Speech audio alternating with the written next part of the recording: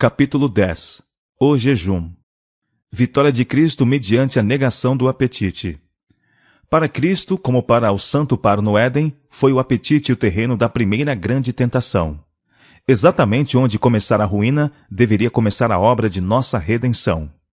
Como pela condescendência com apetite caíra Adão, assim pela negação do mesmo devia Cristo vencer. E tendo jejuado 40 dias e 40 noites, depois teve fome.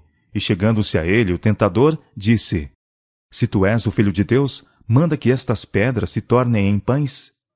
Ele, porém, respondendo, disse: Está escrito, nem só de pão viverá o homem, mas de toda a palavra que sai da boca de Deus.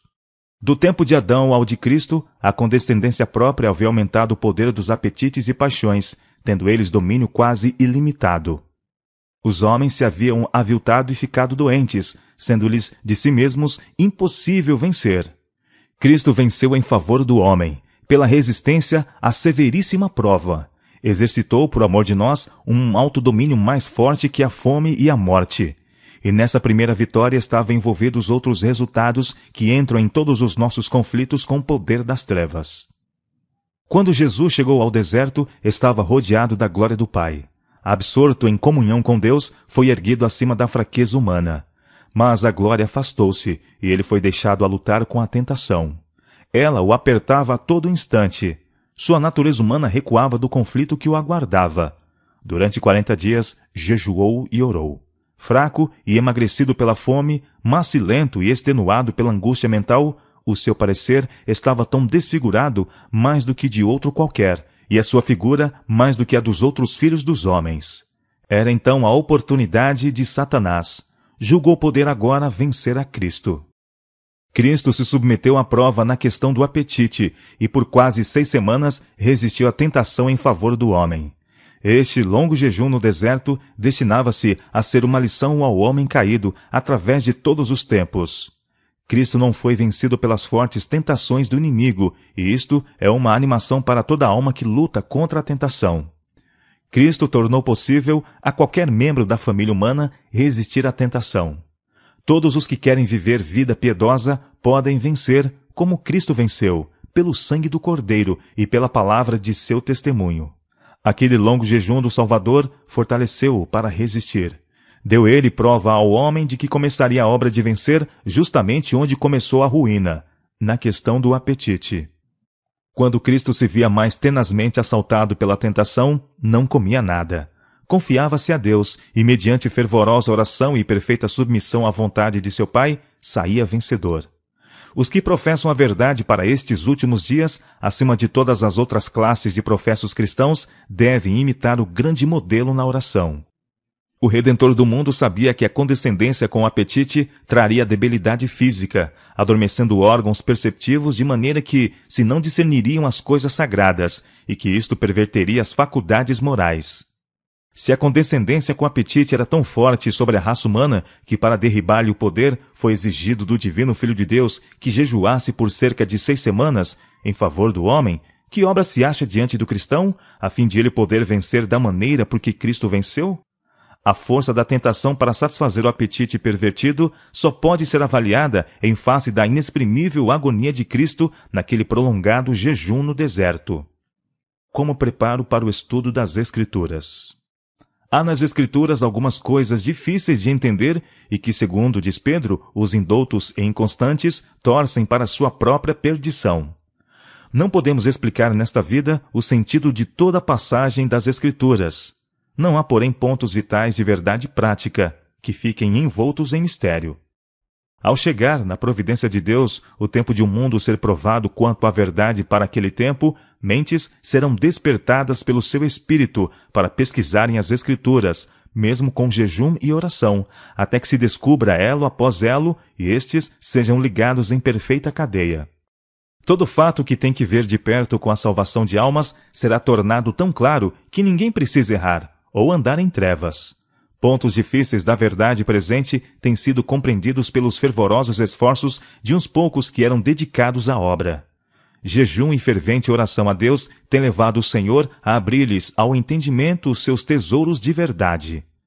Os que sinceramente desejam a verdade não serão relutantes em franquear a investigação e crítica às suas posições, e não se aborrecerão se suas opiniões e ideias forem contraditas. Este foi o espírito acariciado entre nós 40 anos atrás. Reuníamo-nos com a alma opressa, orando para que fôssemos unidos na fé e na doutrina, pois sabíamos que Cristo não é dividido. Um ponto de cada vez era tomado como assunto de investigação. A solenidade caracterizava esses concílios de investigação. As Escrituras eram abertas com uma intuição de reverência. Muitas vezes jejuávamos, a fim de que estivéssemos mais habilitados a compreender a verdade. Quando é necessário o auxílio divino especial. Para certas ocasiões, o jejum e a oração são recomendáveis e apropriados. Na mão de Deus, são meio de purificar o coração e promover uma disposição de espírito receptiva. Obtemos resposta às nossas orações porque humilhamos nossa alma perante Deus. É desígnio de Deus que os que têm responsabilidades se reúnam muitas vezes para aconselharem-se mutuamente e orarem fervorosamente, pedindo aquela sabedoria que unicamente Ele pode comunicar. Unidos, fazei conhecidos a Deus vossas dificuldades. Falai menos. Muito tempo precioso se perde em conversas que não trazem luz. Unam-se, irmãos, em jejum e oração, pedindo a sabedoria que Deus prometeu suprir liberalmente. Sempre que seja necessário para o progresso da causa da verdade e para a glória de Deus que se tenha que defrontar um oponente, quão cuidadosa e com que humildade devem eles, os defensores da verdade, entrar na luta.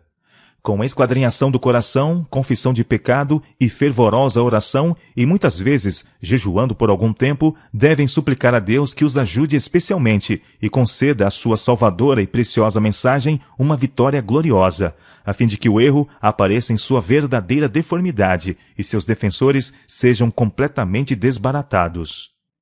O verdadeiro jejum. O verdadeiro jejum que deve ser recomendado a todos é a abstinência de qualquer espécie estimulante de alimento e o uso apropriado de alimento saudável e simples, que Deus proveu em abundância. Precisam os homens pensar menos acerca do que hão de comer e beber de alimento temporal, e muito mais acerca do alimento do céu, que dará tono e vitalidade à experiência religiosa toda. Agora e daqui por diante, até o fim do tempo, deve o povo de Deus ser mais fervoroso, mais desperto, não confiando em sua própria sabedoria, mas na sabedoria de seu líder. Devem pôr de parte dias de jejum e oração. Pode não ser requerida a completa abstinência de alimento, mas devem comer moderadamente do alimento mais simples. Todo jejuar do mundo não substituirá a simples confiança na palavra de Deus. Pedi, diz ele, e recebereis. Não estou chamados a jejuar 40 dias. O Senhor suportou esse jejum por vós no deserto da tentação. Não haveria virtude em semelhante jejum.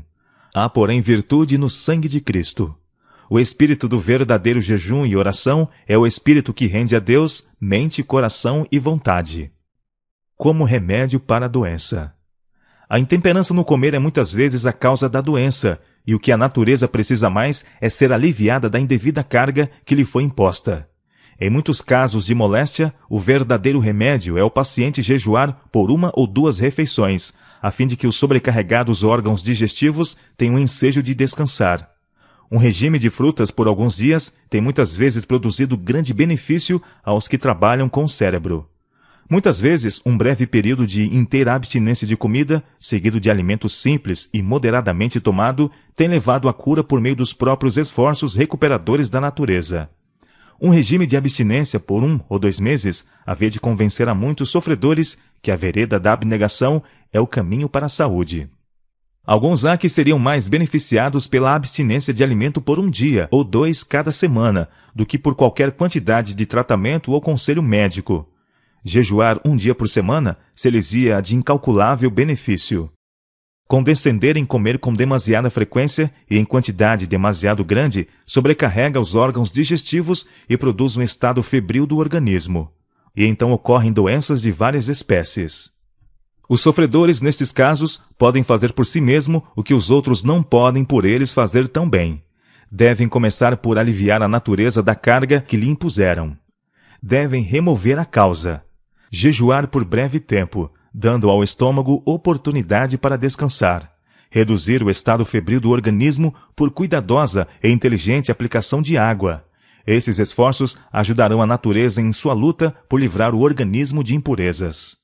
As pessoas que condescenderam com apetite para comer livremente carne, molhos altamente temperados e várias espécies de substanciosos bolos e conservas não podem imediatamente ter prazer num regime simples, saudável e nutritivo. Seu paladar está tão pervertido que não tem apetite para um regime saudável de frutas, pão simples e verduras. Não devem esperar que logo de início tenham prazer em alimento tão diferente daquele com que têm estado condescendendo. Se não podem, a princípio, ter prazer em alimentos simples, devem jejuar até que o possam. Esse jejum se lhes demonstrará de maior benefício do que remédios, pois o abusado estômago encontrará o descanso de que há muito vinha necessitando, e a verdadeira fome pode ser satisfeita com regime simples. Levará tempo para o paladar recuperar-se dos abusos que recebeu e voltar ao seu tom natural. Mas a perseverança no procedimento de negação própria quanto a comer e beber logo tornará saboroso o alimento saudável e logo será tomado com maior satisfação do que o gastrônomo sente com suas ricas iguarias. Guardai-vos da abstinência debilitadora. Em casos de febre alta, a abstinência de alimento por breve tempo diminuirá a febre e tornará mais eficaz o emprego de água. Mas o médico assistente deve compreender a real situação do doente e não permitir que o seu regime seja reduzido por grande espaço de tempo, até que seu organismo se debilite. Enquanto a febre está alta, pode o alimento irritar e excitar o sangue. Mas logo que se vença a força da febre, deve-se-lhe ministrar alimento, cuidadosa e judiciosamente. Se o alimento for repetido por tempo demasiado, o desejo que dele sente o estômago criará febre, que será aliviada por uma adequada ministração de alimento de qualidade apropriada. Isto dará à natureza algo que fazer. Se o doente mostra grande desejo de alimentar-se, mesmo durante a febre, satisfazer esse desejo com quantidade moderada de alimento simples será menos prejudicial do que negar-lhe. Se ele não pode aplicar a mente em nenhuma outra coisa, a natureza não ficará sobrecarregada com a pequena porção de alimento simples. Conselho a um pastor idoso. Fui informada de que por certo período de tempo tomastes apenas uma refeição ao dia. Sei, porém, que em vosso caso isto está errado, pois foi-me mostrado que necessitáveis de um regime nutritivo e que estáveis em perigo de serdes abstêmio por demais. Vossa força não admitia tão severa disciplina. Penso que tendes errado em jejuar 2 dias. Deus não requeria isto de vós. Rogo-vos que sejais cauteloso e comais livremente alimento bom e saudável 2 vezes ao dia. Por certo, vossa força descrescerá e vossa mente se tornará desequilibrada, a menos que mudei vosso procedimento de usar um regime abstêmio.